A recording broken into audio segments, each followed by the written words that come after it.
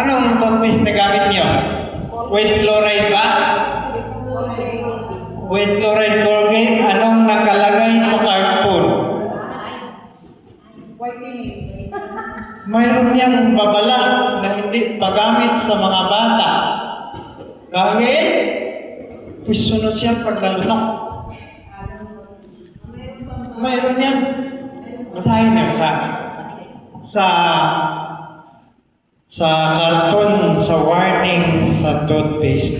So maghanap na tayo ng toothpaste na wala fluoride dahil i-search kahit saan ninyo i-search na dictionary sa Google, yung fluoride is toxic to human body. It will destroy the pineal gland of our brain that we cannot discern what is true and what is false. Minsan, complacent lang tayo sa mga nangyayaring na hindi na tama. So, ayaw ko naman sabihin sa akin, reform yan siya, ganun. Hindi.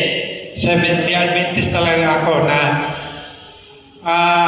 ang sa atin lang, kahit hindi kayo maniniwala, pa-search ninyo para aware tayo sa nangyayari. Bakit ako nagkasakit na Seventh Day Adventist ako tapos ganito ang nangyari sa akin, nagka-cancer man ako.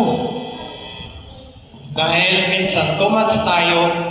Yung sino umiinom ng synthetic drugs na walang reseta ng doktor, lahat yan tatama sa kidney natin at saka sa liver.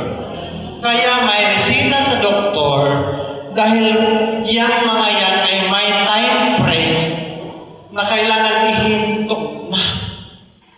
Dahil makasama sa liver at saka kidney natin. Kaya tayo nagka-kidney failure, nagka-UTI dahil sa mga ganon. Minsan sa mga bata, alam mo na ba nyo na ba yung aspartame? Oh, may buntis tayo dito, masila. Sa mga bata, yung acid cereal. Sino may alam mo ano yung aspartame? Aspartame is a magic sugar na ginagamit sa mga paaralan, sa mga juice, sa mga palamig, na very toxic to human body. So kaya inuna ko yung Biblia kasi pag adulterated ang Biblia natin, ano ang mangyari sa pananampalataya natin? Magkaiba na. Mabasa diyan, kahit ngayon basahin natin, all foods are clean. Mabasa diyan. Pero hindi mabasa sa King James Version. Na all foods are clean. Dahil tayo ay Seventh Day Adventist, dahil may mga bawal tayo dahil yun ay, anong sabi ng Panginoon? Marumi.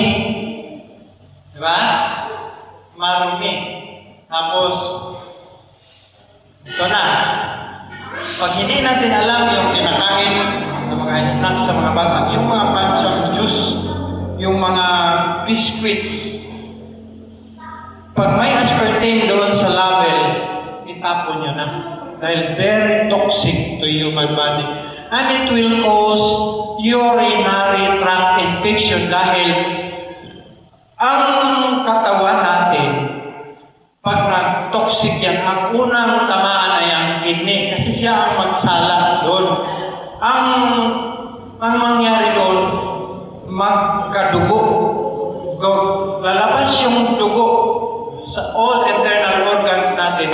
Tapos, ano ba yung urinary tract infection? Bakit nagka-infection yung bata? Kasi may nakain silang mga sensoriya na masarap. Di ba nakakain na kayo ng mga sensoriya? Diba yung mga corn chips? Masarap, no? Pero yung mga pampasarap niyan, imposible yan na wala